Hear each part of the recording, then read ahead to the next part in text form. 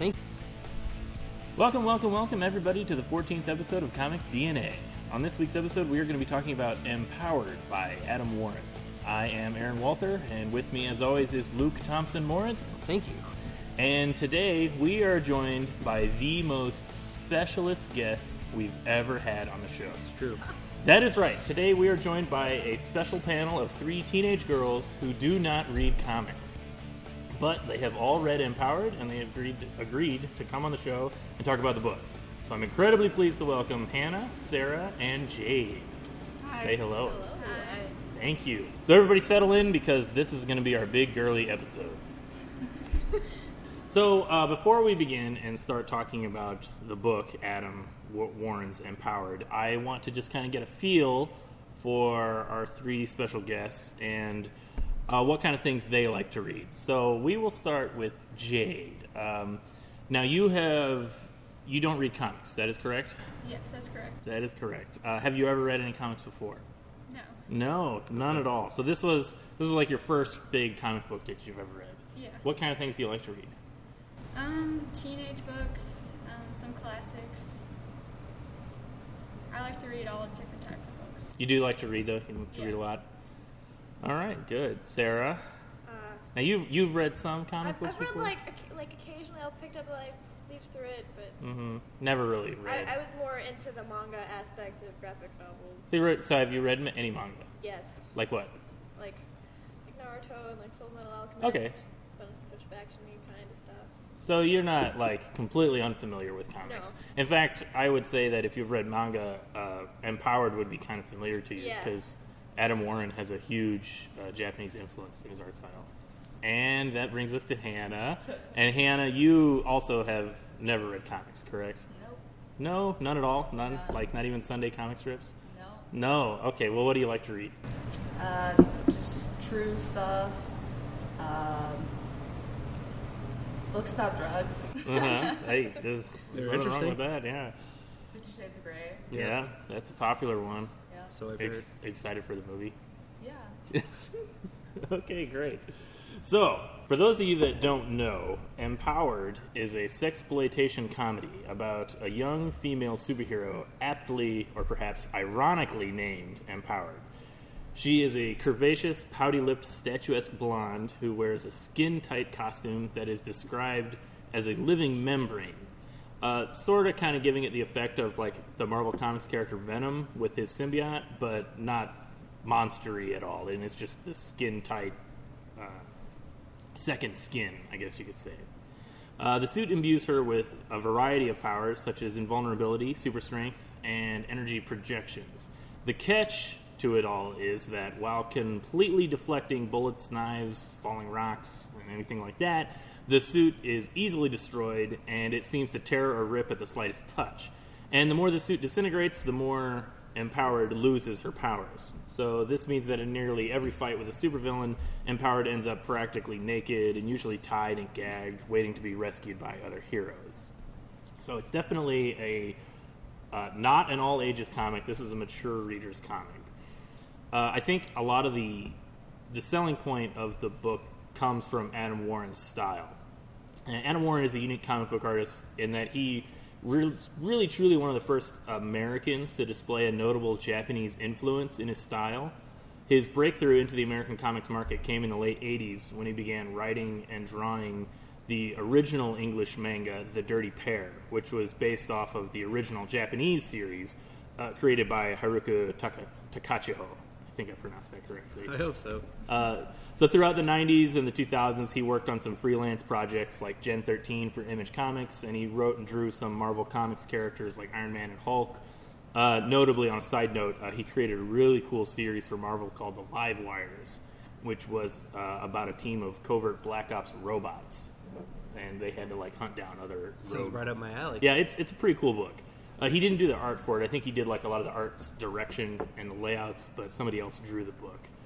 Then in 2007, Dark Horse published the first volume of his now long-running series, Empowered. And as of this podcast, they've released 8 books, but we're just going to be talking about the first book for this episode.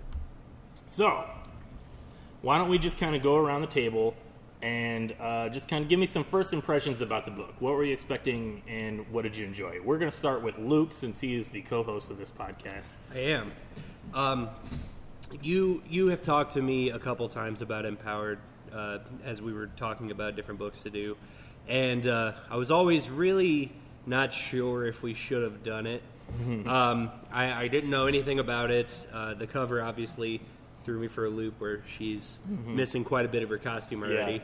Yeah. But going into it, I didn't have any preconceived notions except that it was very raunchy. And then as I got past the initial intentionally uncomfortable dialogue, I started to really, really like it. It was funny. It was playing on a bunch of different tropes that female superheroes do. So I really enjoyed it a lot more than I initially thought it would. This was the one that I thought was the first comic that I wasn't going to like. Yeah. In the podcast. So I was really pleased that I ended up liking it in the end. Good, me too. Yeah. So Jade, what did you think of the book? Well, as my first comic that I've ever read, it wasn't that bad. The things in between the chapters kind of threw me off at first, but Chapter breaks. Yep. Yeah, it kind of like, if you've never read a comic, I guess that could take some getting used to.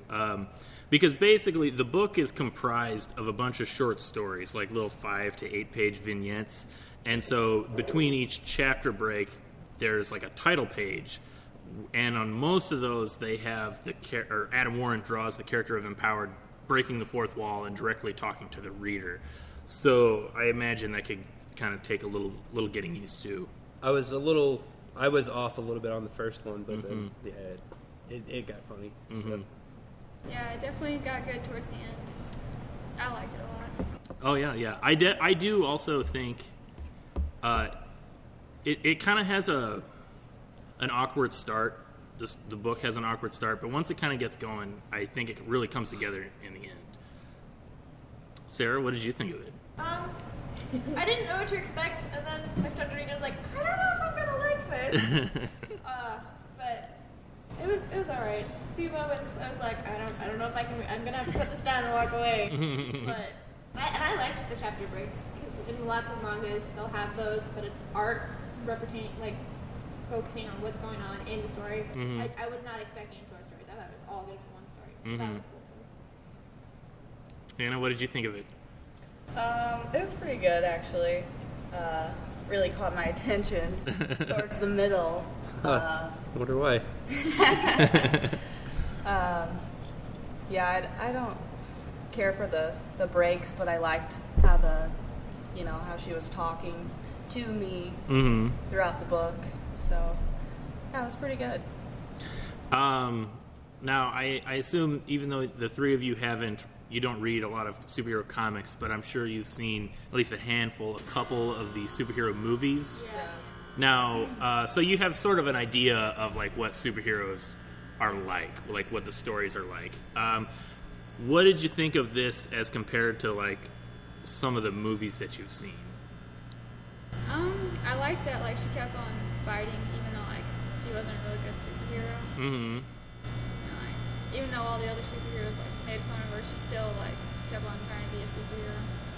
Yeah, that's definitely kind of like the quote, the empowering part of the character is that she's not very good at being a superhero, and so she's constantly losing, but she never gives up, and she's got like a winner's heart, I guess you could say.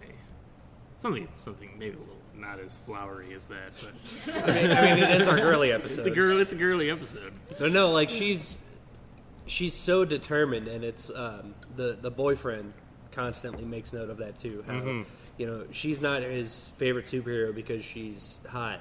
She's his favorite superhero because she actually tries. She actually doesn't give up. She keeps fighting, and she's got more of a superhero heart, like you said, than any of the other people she worked with. Yeah, the book also does a good job of contrasting her with the rest of the team. The team name that she's on, they're called the Super Homies. And yeah, the book has a lot of cool names. They're very Western.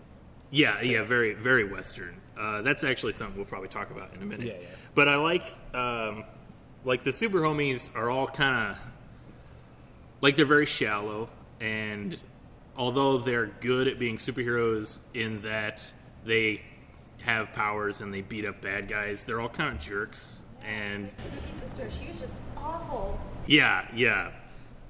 And Empowered seems to be the only one on the team who actually cares about helping people. Yep. So that really makes her stand out, like, in this superhero world. But yeah, let's talk about the style a little bit.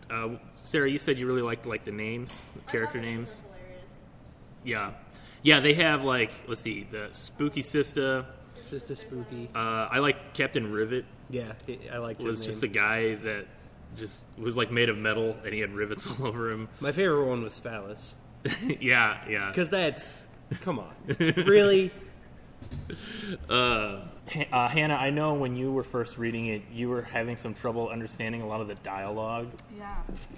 Yeah. Adam Warren, he has a style that he writes all the characters, the way they talk.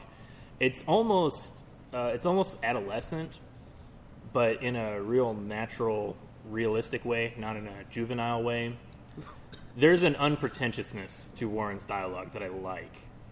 He uses a lot of slang. That sounds. A lot. It sounds like it's kind of slang by, like, a typical hipster gamer nerd, not necessarily a comic book nerd. And what's interesting about this book is I think that if you read it, it doesn't sound like a regular superhero comic. Not even a little bit. Right. And not to go off on too long of a tangent, because I know the three girls here don't care at all. But part of the problem, I think, with a lot of modern superhero comics is that most of the creators of superhero comics are, in fact, hardcore fans of superhero comics, and it's mostly all they read, or at least that's what, like, inspired them to want to write superhero comics. And most of them grew up reading Marvel comics. A lot of people like DC, but let's face it, I would say the majority, really preferred Marvel. Yeah. And as a result of that, the dialogue in most mainstream comics all sounds the same, because they're written by people that are all trying to sound like Stan Lee, or they're trying to sound like a later writer that was trying to sound like Stan Lee. And this contributes to kind of the overall blandness of a lot of mainstream superhero books. I think there's a lack of identity in a lot of the style and like the characters and the dialogue, because even writers who have a unique voice as an author still end up writing their characters to sound like a Stan Lee character. Warren doesn't have that problem with Empowered, and as a result, we get, like, a really different book. I just couldn't imagine, like, Marvel or DC publishing anything like this. Like, even, like, in their movies, there's a lot of slang. There's a lot of, like, satire with the character names. Like, none of it really takes itself too seriously, because it knows that it's just being fun and it's being a silly book.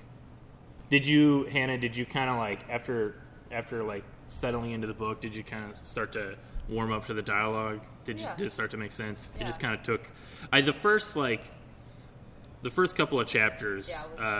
There's a lot of, like, the story is really slow, and there's a lot of, like, made up terminology that Warren uses. Like, when aliens are talking, they use I think one of my favorites of those early stories is when the Pimpatron is trying to kidnap Empowered to use in the cosmic harem. Yeah.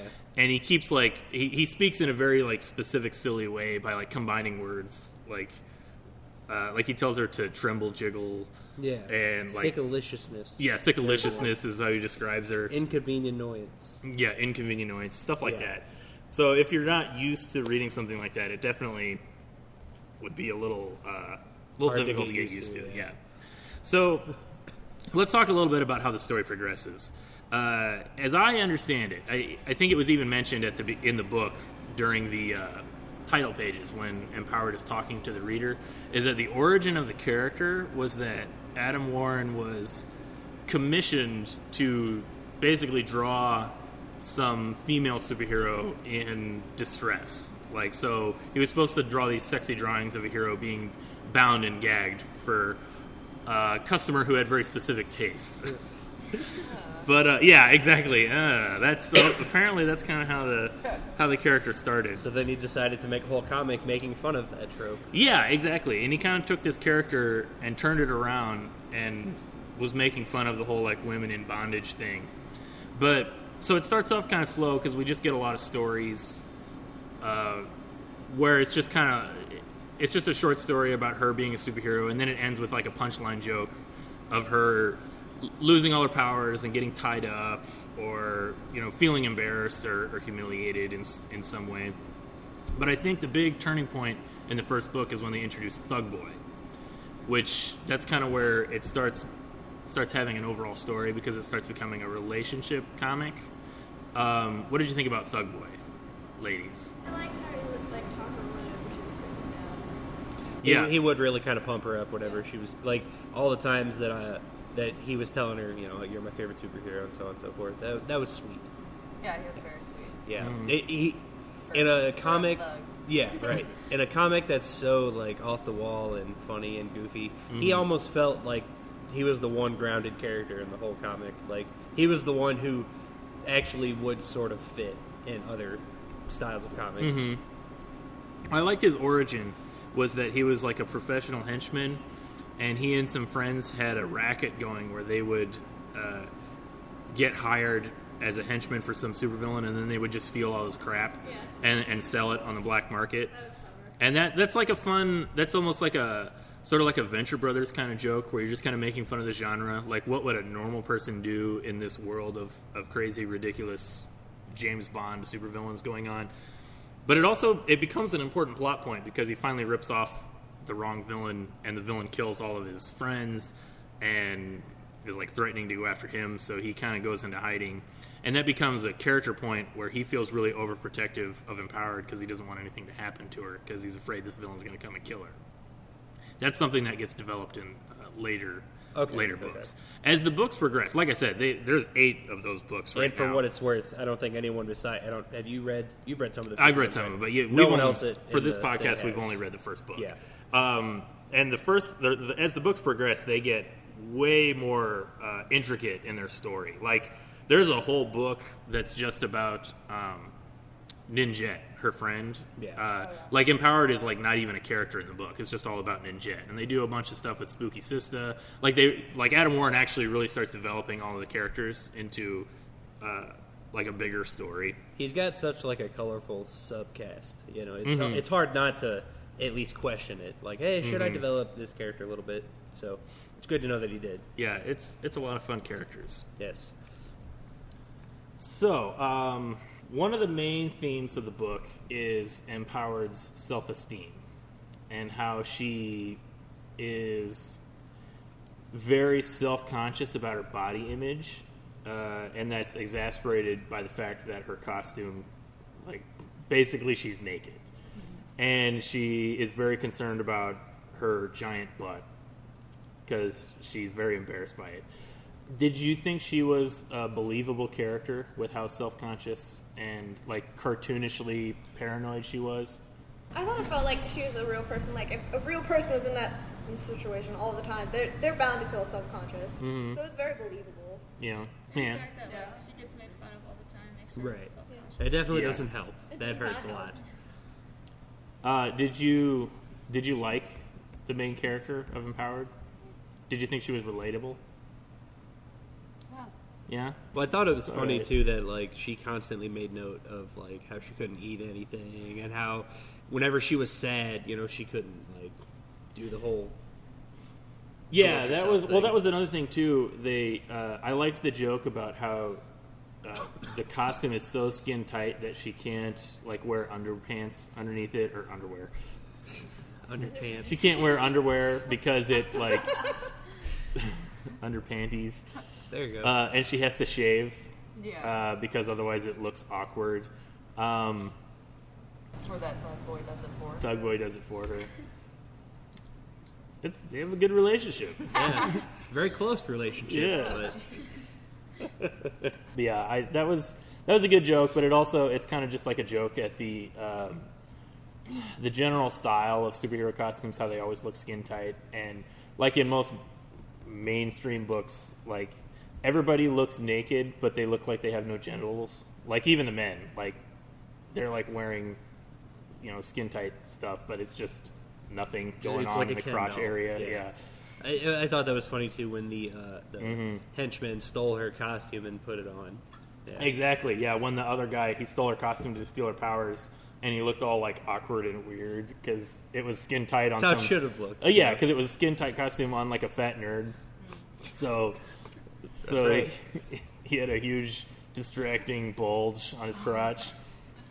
I remember, when you were reading that, you asked me, you said, "What is that?" And I said, "What do you think it is?" I guess we gotta have that talk now. Yeah. I love the one villain that they like actually kind of have trouble dealing with. I guess the big monster that attacks the town. Whenever they trap it in the belt, yes, or whatever. How that keeps coming back as he's constantly just this like smack talking instigator that instigates them. And I'm glad they kept that because I thought that was after the chapter was going to be gone, but it just kept he popping up. It was great. Yeah, he's one of my favorite side characters. The demon wolf. He calls changes. Himself something different the caged. He calls himself a demon goat at some point. But I really like that character because he kind of talks like a classic.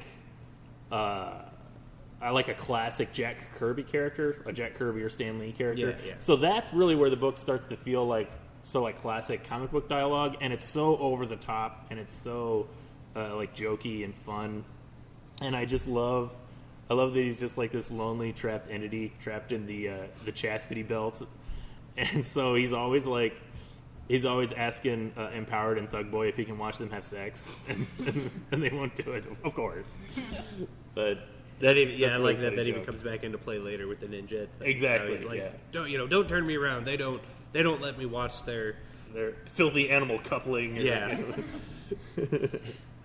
Yeah. I feel like by that point of the book, the dialogue, while it's still like funny and over the top, I guess we're kind of like warmed up to it by that point. So it's really uncomfortable still, but it's by this point we're just desensitized to it. So yeah.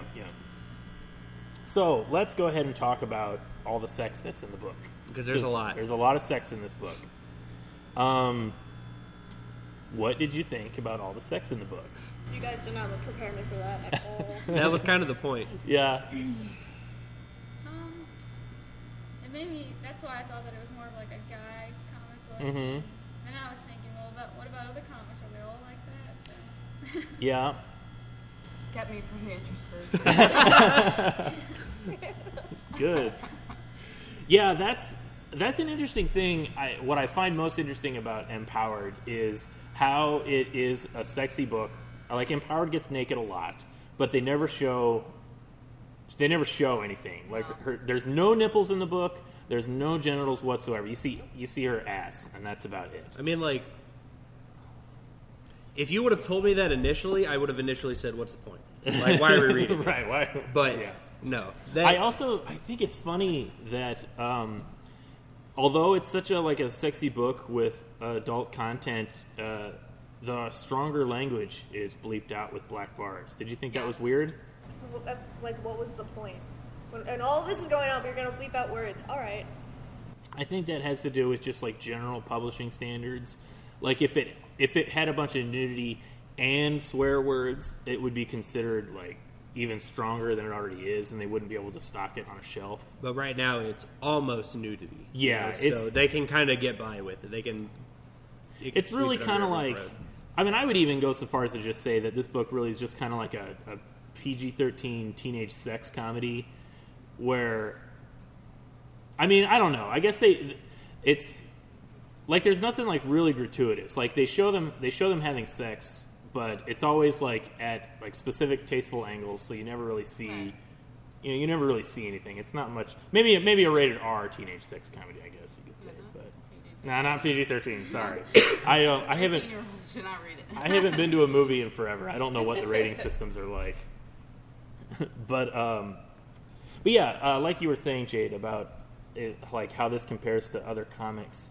One of the big criticisms of a lot of mainstream comics, superhero comics specifically, is how sexist they are, because women are always depicted in these ridiculous practically naked costumes, and the sex appeal is always emphasized over anything else, which I think is what Empowered is making fun of. Yeah. And at first, it can just feel like the satire might not be really... Like, I always say there's a fine line between satirizing something and just pandering to an audience. Like, fan service. Yeah, fan service, exactly. Like, at what point does this stop being satire and just become fan service? Like, just drawing naked women because you want to draw naked women. And I don't really have an answer to that other than just the quality of it. Like, it's just good enough that it's satire. Yeah. Like, it's never really... And also the fact that no one is ever blatantly naked. You know, like Right, it's, yeah, exactly. It is fan servicey to where it's constant gratuitous butt shots and, you know, blah, blah, blah. But there's enough there to distract from that, I guess you could say. So, I think another, like, interesting thing to note about the book is its use of sex. Because sex is such a taboo, not just in comics, but in culture all around us. But going back to this whole like sexist nature of a lot of mainstream comics, a lot of times sexiness or sexy characters is sort of reserved just for villain characters. Like the villains are always depicted as like being really sexy because they're freeing themselves from being like a good person, and so they're embracing their sexiness. And it kind of goes back into this whole like culture of shame we have around sex, and how like we're not supposed to talk about it and we're supposed to feel bad about it. But what's really interesting about Empowered is that, as we discussed, she is like the only good character in the book. Like she's the one who actually cares about people. So she's like a natural good. Like she's like a lawful good character. But she also embraces her sexuality and enjoys sex. Only with her boyfriend. She doesn't like it. She doesn't like it just regular. Like she hates that she's put on display and objectified. But she is a character that embraces her sexy side when she's with her boyfriend, which is something that we don't see in a lot of superhero fiction. I would even go so far as to say in a lot of just general fiction. Is that something that you see in a lot of stuff that you read, or just like not just stuff that you read, but like stuff that like in movies, stuff that you media in general? Like, do you think that that's normal or abnormal? In general, most girls are self-conscious always. Uh huh. And yeah, Black Boy made her feel good. Yeah. It's the yeah, way he it kind is. of embraced the fact that she wanted to do that. You know. Mm-hmm. So, what did you think of the art? Did like the art. Sarah, you like the art? I know you. It was very similar to manga. So yeah. It wasn't hard to follow. Now, one interesting thing about the art is that it's entirely drawn in pencil. There's no other inking or coloring or anything going on. And it's all hand-lettered by Adam Ward. Like, everything is just done by Adam Ward on the page. And a lot of people would think that that's a time saver, like not having to ink it. Because basically, like the way a standard comic goes is somebody draws it all out in pencil, and then they either give it to an inker or they ink it themselves, and they basically go over everything with ink to make it really dark. You can make it a little bit more dynamic, and it's also easier to print. That's traditionally the whole reason, is because you can print stark blacks and whites. But Adam Warren, just keeping this as like a one-man operation, he just pencils everything. But it's not much of a time saver because his pencils are so detailed. Like all the dark shadows and stuff. Yeah. I can't even imagine. He does a lot of shading in Yeah. pencil. Yeah. God, I'll bet his pages look really good. Like, I would love to see an Adam Warren page. Me too. Like, in person. I bet that would look great. But yeah, the art was very reminiscent of manga. You know, from the cover, I should have expected. Mhm. I didn't know what to expect going into it. When I first started reading it, I did not expect it to be that manga. So, Hannah, you just said something really interesting to me that I didn't think about. But we were talking about the art in the book. Hannah, you said you didn't really look at the pictures when you were reading it, right? Yeah, I did here and there. Here and there, but primarily you didn't. Yeah, well, I like to. I'm not a big fan of picture books. Mhm. I like to imagine it in my own mind. And you know, like that's what you guys are used to primarily. Like, since you guys don't read comics that often, you're used to just reading the text and imagining everything. So, except for Sarah, she reads manga. That doesn't I count. got turned around a couple times, like, I'm reading this backwards, and I have to stop. Yeah. So Jade, you said that it kind of took you like some getting used to how to read the comic. Yeah. Like at first I didn't really look at the pictures, and then like towards the end I was like, oh, these pictures like kind of make sense, I guess. Yeah, that's the thing with comics is it's a combination of words and pictures. But you know, it's funny because I've heard people say that, and I guess somebody who's read comics like his entire life, like I learned to read on comics. Like going back to like Calvin and Hobbes and G.I. Joe comics. I've like never not read comics, so it's always interesting to me to get like a perspective of somebody who just doesn't do it. And I've heard people say that there's like this learning curve.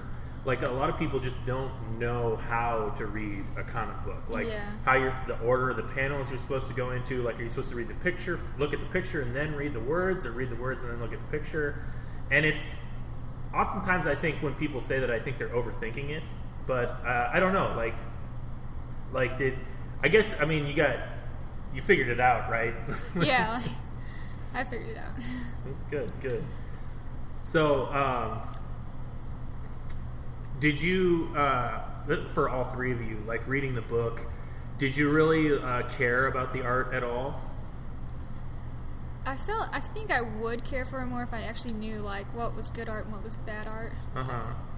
I mean, but did you like the art in the book? Yeah, I mean, it was all right. It made the story, I guess. It made the story. Yeah. I liked it because a lot of the manga I read, like especially when it gets into like the action parts, like they cut a little bit of it out. It's not as detailed, and I thought I liked it. I liked it was detailed. Mm-hmm. Like we were talking about earlier, all the heavy shadows that he uses, and that really adds that level of depth. Yeah. Since it's not inked. You know? Yeah, Warren's pages are really detailed. Yes. And so like the pictures, like they're there because the words are like there's a limit to like how many words you can put in a box and stuff. Mm-hmm. Essentially. Yep. So like some parts whenever I was reading it, I was like, okay, that's all right, and then I saw the picture and it like emphasized the words. So like, is that how you can tell like what's good art and what's bad? Like that's how you can tell what's good sequential art. That's the term sequential art is what's used to describe a page of comic book art, and what that means is it's not just a picture or it's not just like a snapshot of an event that's happening, but it is a story being told of multiple events across one page. And the way like a good sequential artist will do it is he will know when to use words, know when to not use words, and just let the picture speak for itself, and when the words and the pictures complement each other, so that you get the full story by reading them both together, not just one or the other. There was a few different books we've done on the podcast so far where there were various pages that it was all art, and it worked. Mm-hmm. But like you said, they do work in tandem very well together most of the time. Yeah. Well, that's interesting. I didn't really even think about that. About that perspective. Of just not really, not disliking it, but just not preferring the art. Yeah. I understand. Because I come from an art background, so I don't even second guess it. I always think art is as important as the dialogue. Mm-hmm. So that's interesting to me too. Well, it's an interesting thing in comics because comic book fans, you have like two different types of comic book fans. Like there are some fans that just really love the art, and they will read any comic, no matter how stupid or how awful or how poor the story is. They won't even know whether or not it's good or bad just because they like the art and it looks cool, and so that's why they read comics. And then you have guys that just really like the stories and they just like the writing, and they basically treat comics as sort of like a cheaper movie, like a movie that doesn't move, and so they like to reading it like as a storyboard, as just sort of like, and they imagine it as a movie. But I think the best comics are actually a combination of the two, where it's a true merger of words and pictures to create something that you can't get anywhere else. I talk about that a lot on this podcast when we talk about like great comics. And great comics are the type of stories that can only be told in a comic book with the merger of words and pictures. Like in a regular novel, like prose fiction, you got no pictures, so it's all words, which is, I'm not saying good or bad, I'm just saying that's the limitations of the style. And in a movie, you don't have words. You have speaking. You hear people, you hear things, but you don't actually have words, which is an important distinction because you read things differently than you hear them. And that's, I think that's like a big distinction between like reading a book or listening to an audiobook. It's not always the same, and I think people can and probably sometimes do respond to books differently, whether or not they're reading them or whether they're listening to them. But yeah, so that's just me rambling on about comic books. I feel very passionately about comics. We can tell. Yes. So yeah, art's pretty cool. But like, do you guys ever feel like since it's a comic book and since there's so many pictures, like you don't get to like when you're reading a book, you have like a certain way the main character looks and all the background. You can imagine so many different things. Yeah. With a comic book, it's like, okay, this Like is they're it. basically saying this That's is how what I you're feel. supposed to see. Yes. I see the picture of her, and that's it. No, I mean, I agree. That's the great thing about prose fiction is that if you really want to get into like a deep discussion, I actually think prose fiction is the most pure and liberating way to tell a story, because just using words, you can say so much with just words, and you can not just tell a story, but you can invite another person to completely think about the story themselves.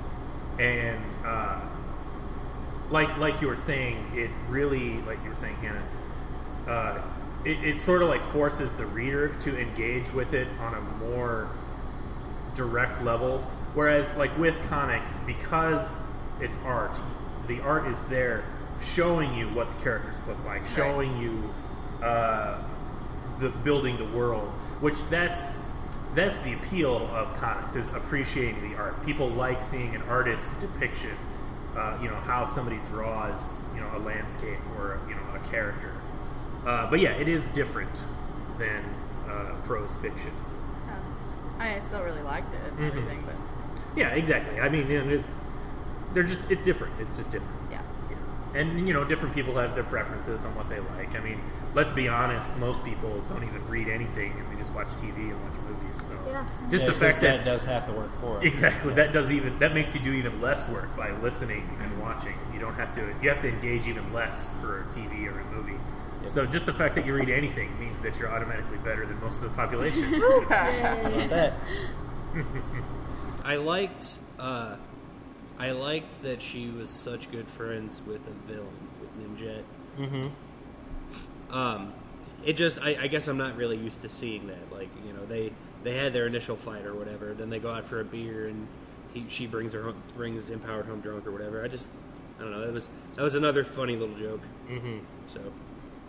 Well, the book kind of becomes like a workplace comedy because, like, all of her friends, like everybody she meets and interacts with, are people through her work of being a superhero. So, like, the boyfriend, Thug Boy, she meets when he ties her up because he's kidnapping her, and then he quits being a supervillain so he can be her boyfriend instead. All the people she's friends with are on the bad end, and then everybody she works with that are good. Jades. Yeah, exactly. Yeah, exactly. She, like, befriends all the villains are kind of like they're not nice, but they're like more normal. Like they're not more as neutral. Yeah, they're more neutral. Yeah, but the heroes are all kind of like scummy and jerky. It's not a dynamic I'm used to seeing. And I like that. It adds to the whole unique nature of the book. So did you like Hannah? I'm sure you liked Empowered and Thug Boy's relationship. Like once it got into that, that's pretty much like that. That kind of becomes like a staple of the book for a long time, and it kind of becomes a relationship. Not really a comedy, but it becomes a focus of the book. It becomes the main focus of the book. Would you do you want to keep reading it? Do you want to know what happens with them? Yeah, I do. You do? Yeah. Well, I got more books. I might have to let you read them. Sarah, Jade, would you want to keep reading it, or yeah? Do the chapters get longer?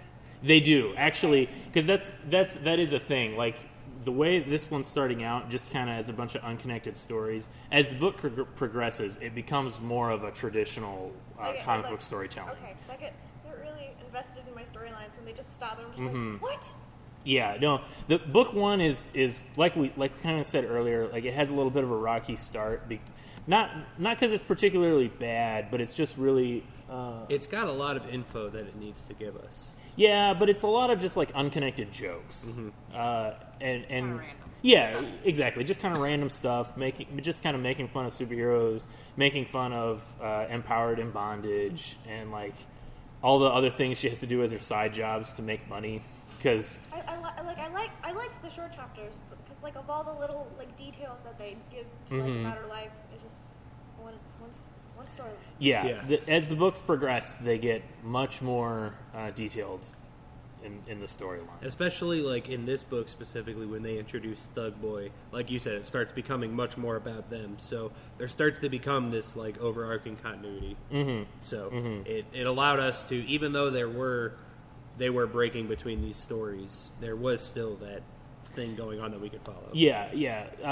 Kind of like near the end of the book, that's when we start getting into the story stuff. Which is unfortunate, but then there's more books. Yeah, so. exactly. Yeah, I mean, because of course, once Thug Boy is kind of introduced maybe in the first third, I think of it, like maybe 60 pages, but it's still kind of like short, just kind of one-off jokes. But once they do the story about her empowered being jealous of Sister Spooky and or Spooky Sister Spooky, and like their relationship troubles, and that's kind of a longer story because that's a story that continues through like a couple of chapters, and that's kind of when the book really starts developing like who these characters are and how they relate to each other.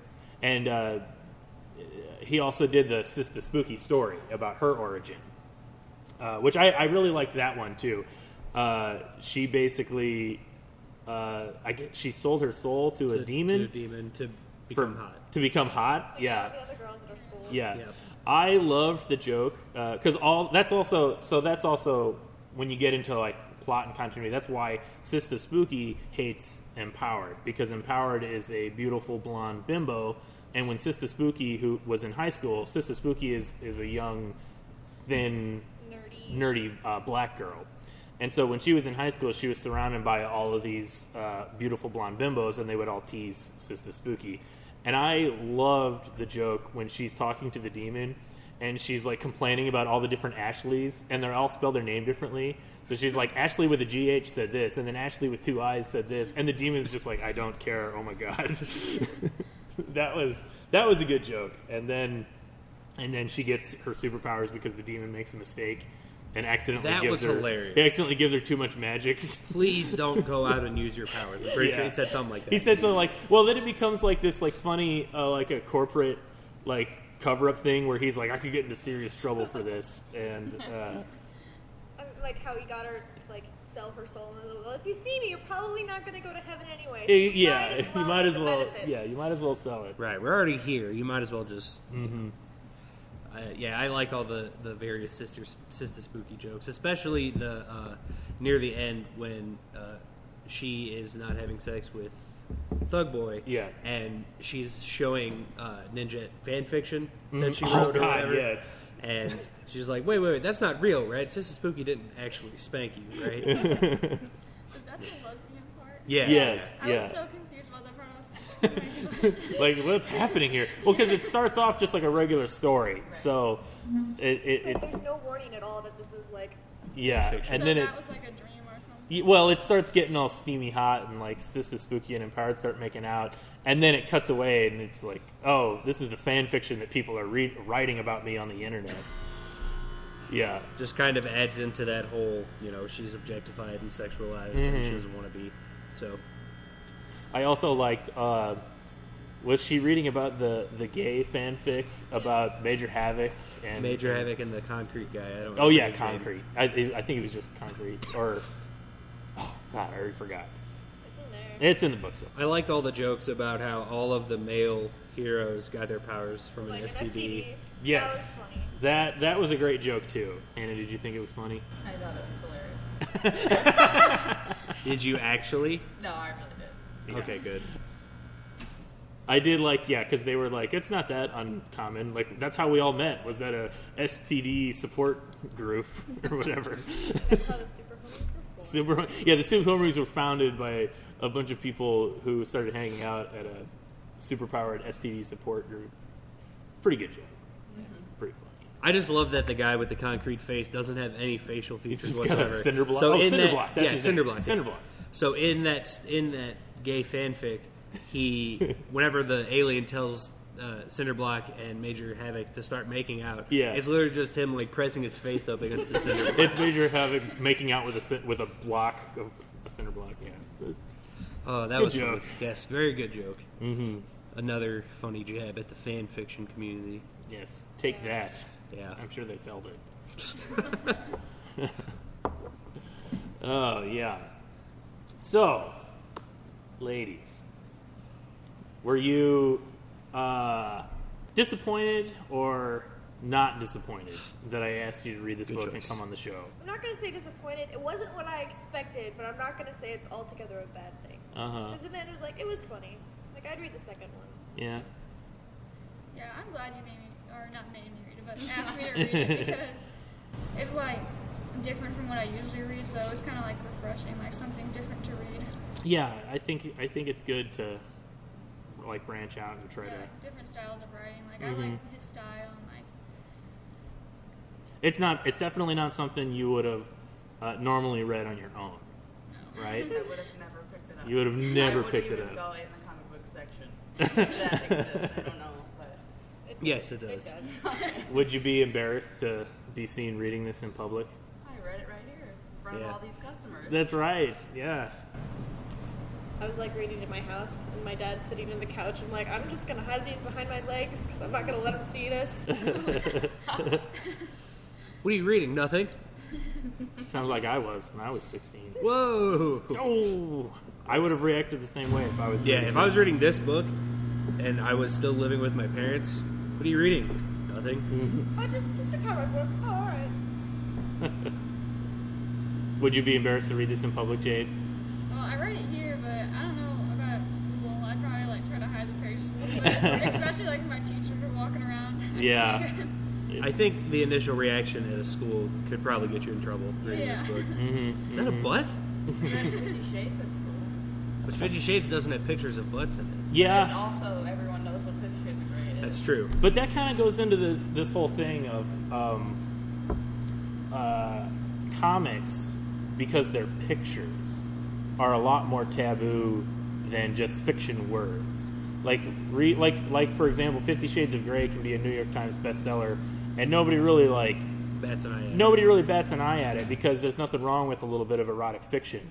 But if it's an erotic comic book, then it becomes this really like embarrassing taboo thing because let's face it, like it's mostly for guys because guys are pretty visual when it comes to that kind of thing. So there's something about Empowered that I think is more taboo than reading 50 Shades of Grey. Even though 50 Shades of Grey I think is much more explicit, right? Yeah. It's I don't know. I just find that interesting. Anything else to add? We hit a lot of notes. Yep. I'm really glad we got to read it. I am actually interested to read the future books. I'm interested to see if she becomes a better superhero. She does. Okay, that's good. One of the things that they didn't get into in the first book that I really like, and I almost wish it was in the first book because I think it's a good hook, but I think it's something that kind of slowly got developed the more Adam Warren was doing the comic. In the early chapter where the guy stole the costume and he broke his leg trying to kick down the brick wall Because he couldn't get powers. well, and she explained to him that the suit doesn't work for anybody else, and it only barely works for her. One of the things that they develop is that the control of the suit and the power is kind of tied to her self-esteem, So that's unfortunate. So like the more embarrassed and self-loathing she is, the less it works. But the better she starts feeling about herself, then the more powerful it becomes. Oh, that's ironic. Yeah, Mhm. I like that. Exactly. Yeah. Exactly. Yeah, It really fuels a good character development. Yeah, and so as, like I said, that really starts becoming a thing as the books develop. And I there's a reason, like, Empowered has a pretty big fan base. Like, among the comic book community, it's a really beloved book. And, it's the kind of book that, like, people that make fun of, like, Marvel Comics and DC Comics for just, like, tracing porn for their comics, everybody embraces Empowered and loves it, because there's like, even though it's satirizing, like, sexploitation stuff, there's an honesty to the characters that I think it feels more real than most fiction. Like, even though it's like there's jokes everywhere and everything, there's punchlines, the characters are silly and over the top, but the book has real heart.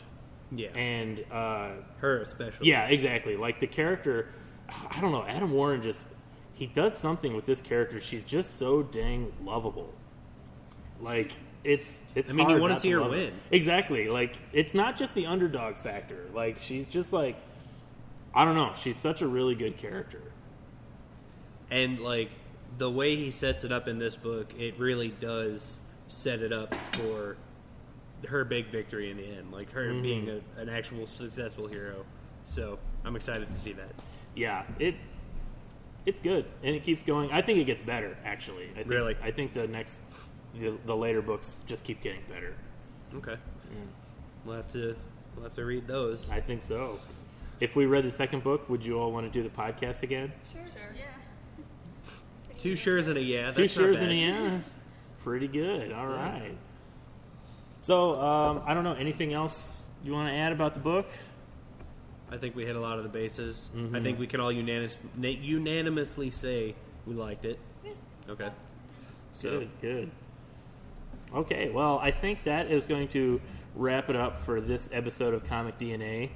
My name is Aaron Walther. You can find me all on Twitter at AAWATLT. I don't know, Luke, spell it out for me. I don't remember what it is. Why do I know? AAWALTHER, right? That's correct. At AA Walther. Yes, at Twitter. I'm on Facebook. You can find me, Aaron Walther, on Facebook. And check out any of the comics that I have written, and one of them that I've drawn that I don't talk about is on my website, newhavencomics.com. Luke? You can find me at Twitter, Luke T. Moritz, Moritz. I'm still on Facebook, Luke Moritz. And you can always find the new episodes of Comic DNA at comicdna.podbean.com. That is correct. I was just about to say that. We are now uploading every week, and then we take a break at the end of the month. So. That's correct. All right. And so next week, it will be next week, the next episode, I'm pretty excited to talk about Judge Dredd. Luke, you've never read any Judge Dredd comics, but I know you're a fan of the movie that just came out. Huge fan. So we are going to be reading Judge Dredd Case Files Volume 1. That's a huge, like, 300-page book collecting all the first couple of years of Dredd comics. And we're going to have a special guest on that episode, a British artist by the name of Owen Watts. He's worked with me on a few things, so I'm excited to... He's a really big Dredd fan, as I understand it, so I'm excited to talk about some Dredd. Me too. All right. Well, thank you once again to our panel of giggling girls for being on this episode, and we will have to make sure we do another one for the next book. And thank you to everybody who's listening, and we will see you all next time.